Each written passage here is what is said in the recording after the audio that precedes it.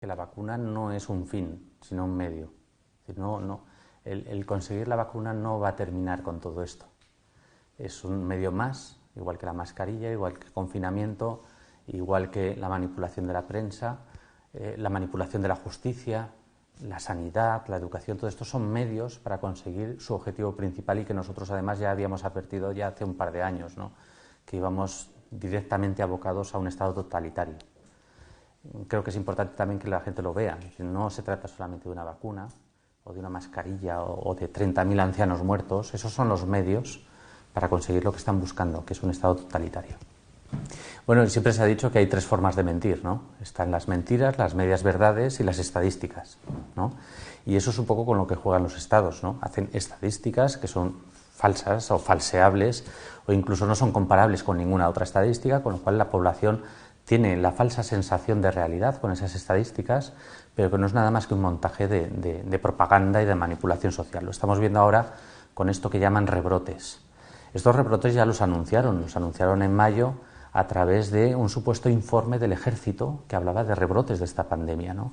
Nosotros reclamamos ese informe para ver qué especialistas lo habían hecho, en base a qué estudios, en base a qué datos, con qué cálculos estadísticos, y nos llegó a reconocer el propio Ejército que no tenía ningún estudio. Es decir, aquello que se vendió en las televisiones como rebrotes próximos no era nada más que propaganda y que estaba vacía de contenido.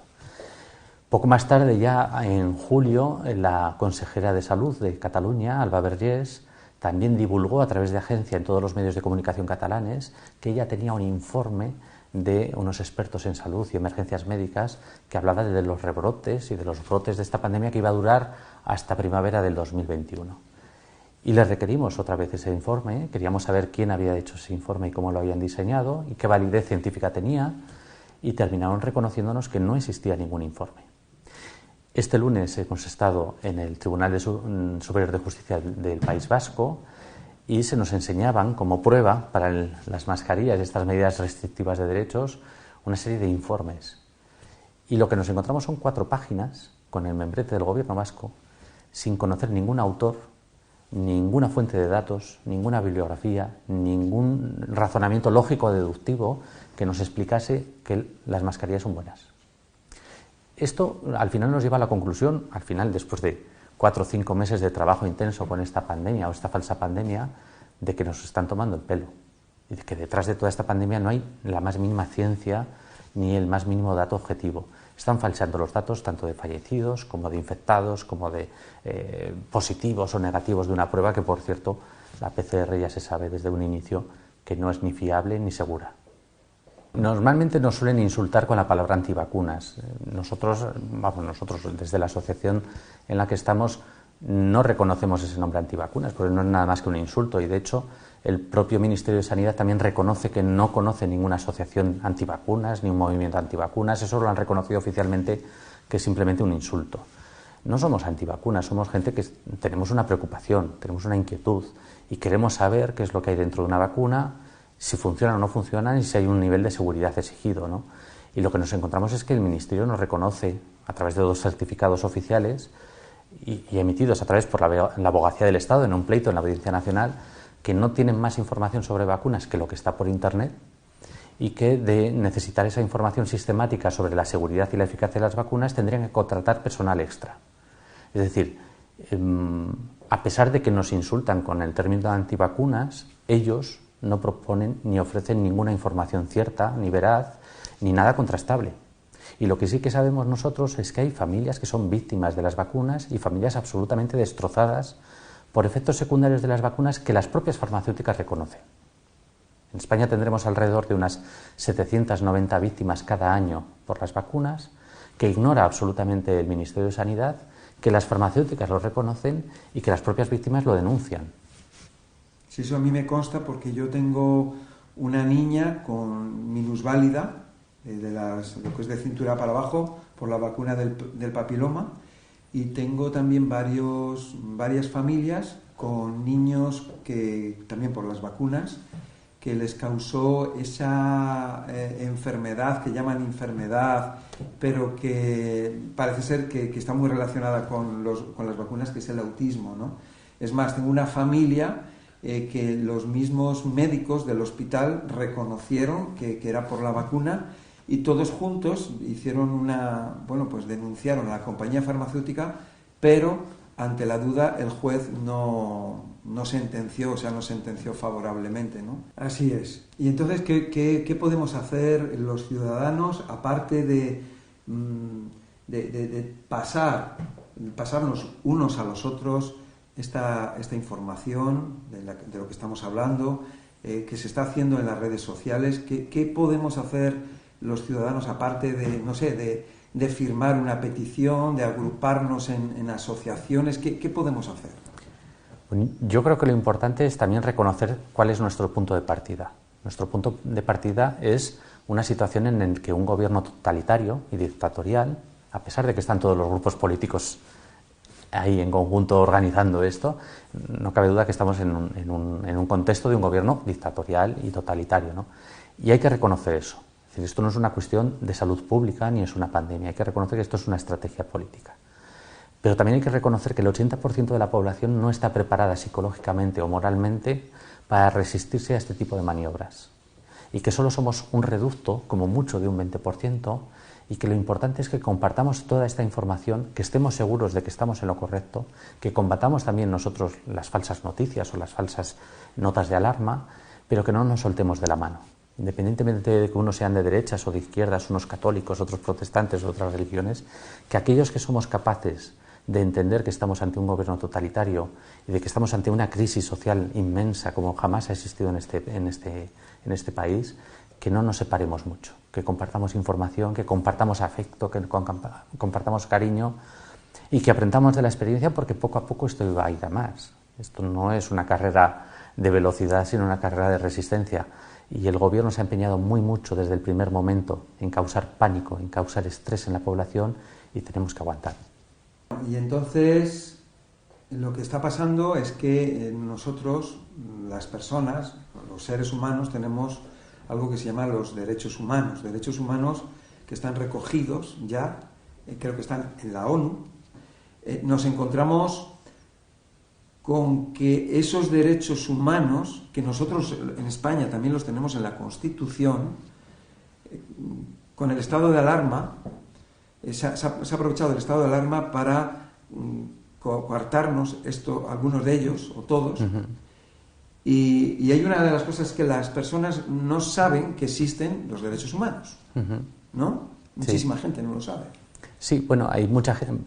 En principio es un poco una mala educación de los gobiernos hacia los ciudadanos, que nunca han nutrido este concepto de ley natural, derecho natural y de lo que es el valor intrínseco y la dignidad del ser humano. Y por lo menos especialmente en España han tenido mucho interés los políticos en hacernos ver que los derechos son algo que ellos nos dan, que no forman parte de nuestra esencia como ser humano, sino que es un regalo que nos hace la transición o la democracia, cosa que no es cierto, ¿no? Entonces, de la misma manera que los políticos piensan en España que los derechos humanos es un regalo que ellos nos hacen, pues ahora es una necesidad que nos quitan, ¿no? Y así es como los están manifestando los políticos, ¿no? Nosotros os dimos los derechos, pero ahora os los quitamos porque os tenemos que proteger.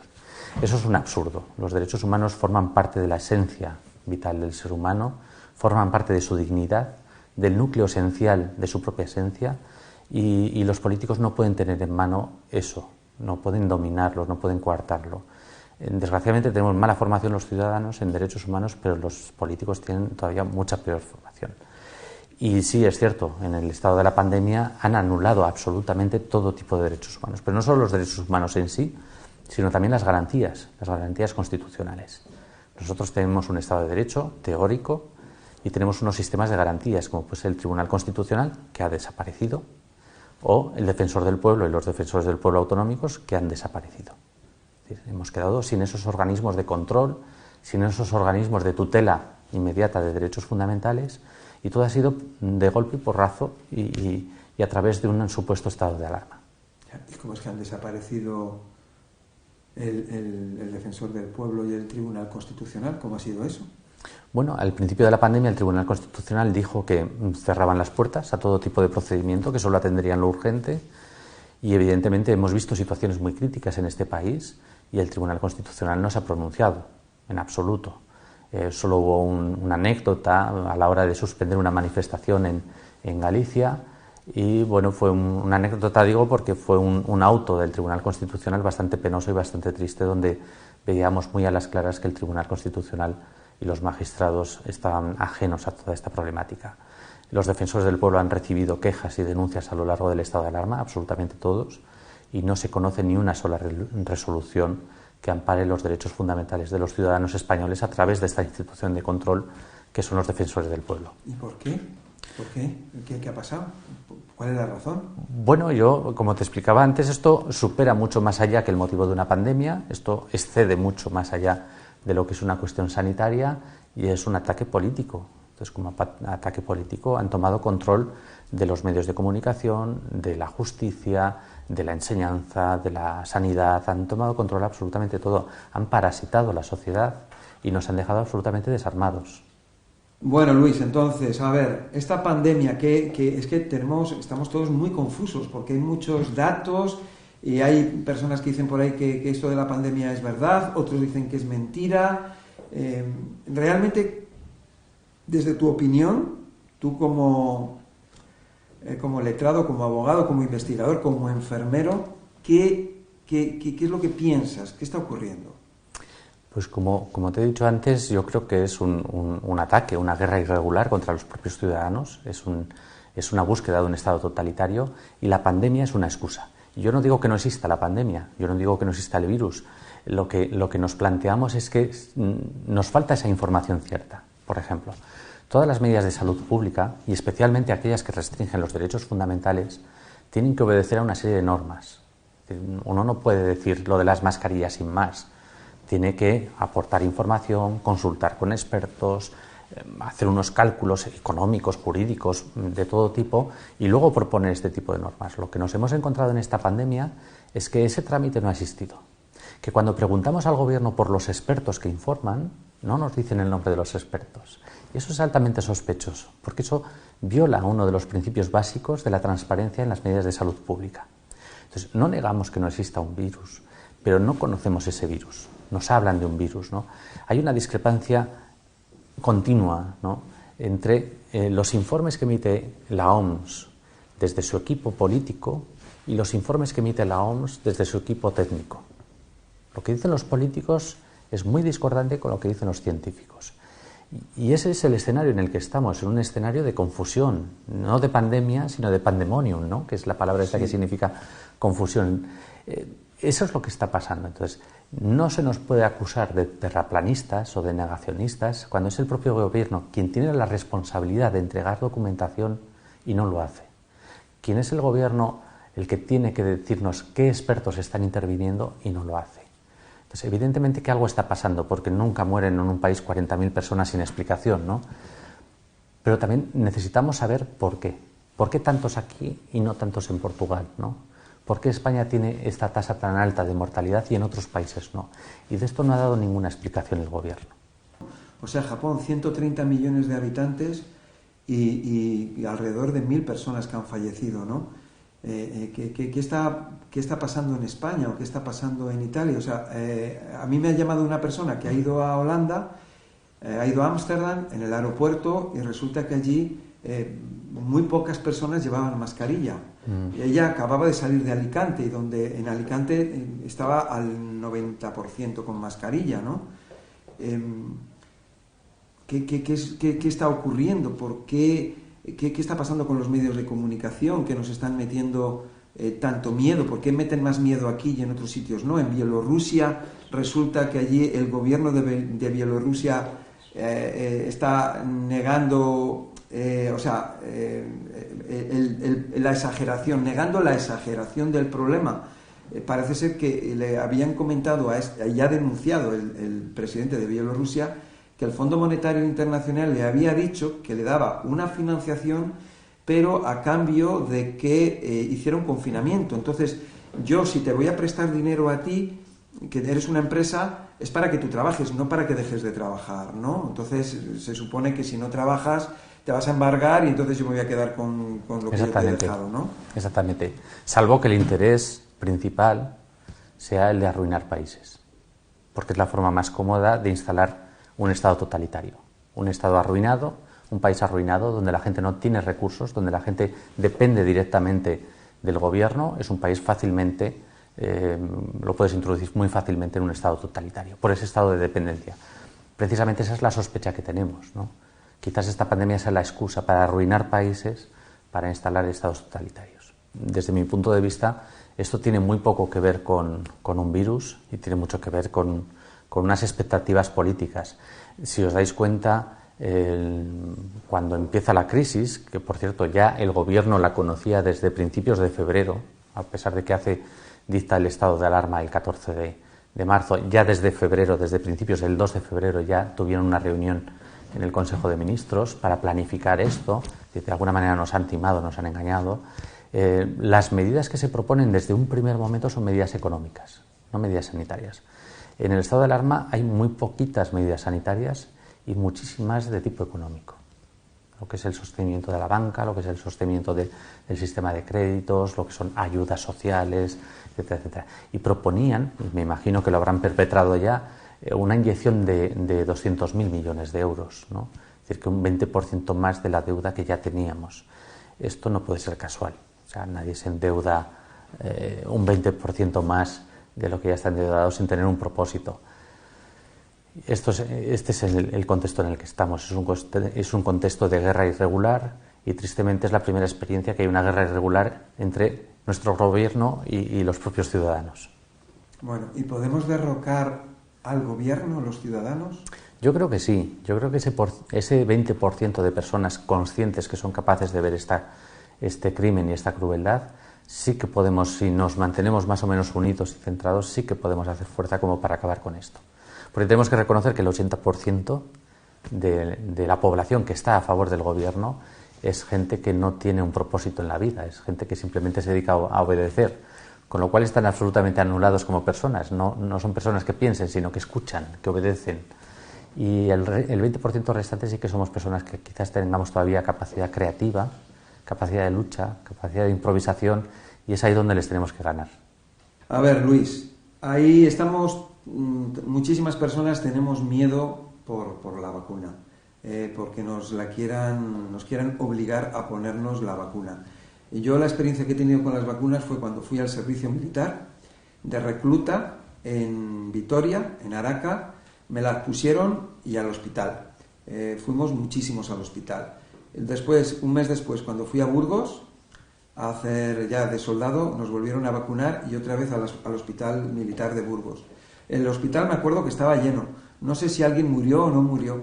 Después, con los años me di cuenta y dije, wow, esto ocurría todos los meses en cada reemplazo. Un montón de chicos íbamos al hospital tras las vacunas, ¿no? Entonces, esa fue mi experiencia. Yo creo que en mi vida, cuando yo me he puesto enfermo, yo soy una persona que no se pone enfermo, yo creo que ha sido las únicas veces que he ido al médico o que he ido al hospital, aparte de que me haya roto un hueso porque me haya caído de la moto o lo que sea, ¿no? Entonces, muchísimas personas tienen miedo de las vacunas.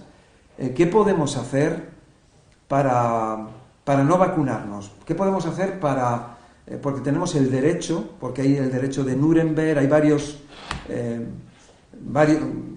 podemos defendernos de alguna manera porque internacionalmente existen esos derechos y también en nuestra Constitución, ¿no? Por supuesto.